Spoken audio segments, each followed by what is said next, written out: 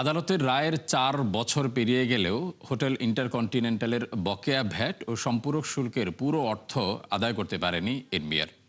ফলে এখনও পাওনা ১১ কোটি টাকা। এমন অবস্থায় কিস্তি সুবিধা বাতিল ও ব্যাংক হিসাব জব্দের নোটিশ দিয়েছে এনবিআরের বৃহৎ করদাতা ইউনিট এলটিইউ। যদিও হোটেল কর্তৃপক্ষ বলছে ব্যবসা মন্দ হওয়ায় বকেয়া পরিশোধ হয়নি সঠিক সময়ে। মইনুল হাসানের রিপোর্ট। আধুনিক স্থাপত্য শৈলী, অভ্যন্তরীণ সাজসজ্জা, বৈচিত্র্যময় খাবার সহ নানা কারণে জনপ্রিয় হোটেল ইন্টারকন্টিনেন্টাল। দীর্ঘ সংস্কারের পর আবারও ব্যবসা পরিচালনা শুরু হয় ২০১৮ সালের শেষের দিকে, যার অন্যতম দায়িত্বে সরকারি প্রতিষ্ঠান বাংলাদেশ সার্ভিসেস লিমিটেড বিএসএল। ২০০৫ থেকে ২০০৯ সাল পর্যন্ত রেস্তোরাঁ সেবার ভ্যাট ও সম্পূরক শুল্ক বাবদ প্রায় ১৯ কোটি টাকা ফাঁকি দেয় হোটেলটি, যা উঠে আসে এনবিআরের বৃহৎ করদাতা ইউনিট এলটিইউ এর অনুসন্ধানে। দীর্ঘ এক যুগ আদালতে মামলা চলার পর ২০২২ সালে রায় যায় এনবিআরের পক্ষে। ১৫ কার্যদিবসের মধ্যে ওই টাকা পরিশোধের নোটিশ দেয়া হলেও ৪ বছর পেরিয়ে গেলেও তা আদায় করতে পারেনি এনবিআর। গত মাসে বকেয়া আদায়ে প্রতিষ্ঠানটির ব্যাংক হিসাব জব্দ করলে ৩ কোটি টাকা পরিশোধ করে হোটেলটি। পরে ৩ কিস্তিতে এই অর্থ পরিশোধের সুযোগ দেয়া হলেও তা নিয়ে গড়িমসি করে বিএসএল।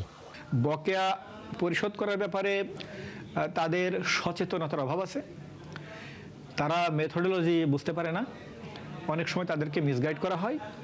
আর এই বকেয়া যে মওকুফ করা যায় না, কোনো কর্তৃপক্ষের মওকুফ করার অথরিটি নাই, সেটা তারা জানে না এবং তারা অ্যাওয়ার না। তারা সমস্ত এক্সপেন্স করতেছে, কিন্তু এই বকেয়াটার দিকে তাদের কোনো নজর নেই। এমন বাস্তবতায় রাজস্ব আদায়ের চাপে বাধ্য হয়ে আবারও হোটেলটির ব্যাংক হিসাব জব্দের সিদ্ধান্ত নিয়েছে এলটিইউ।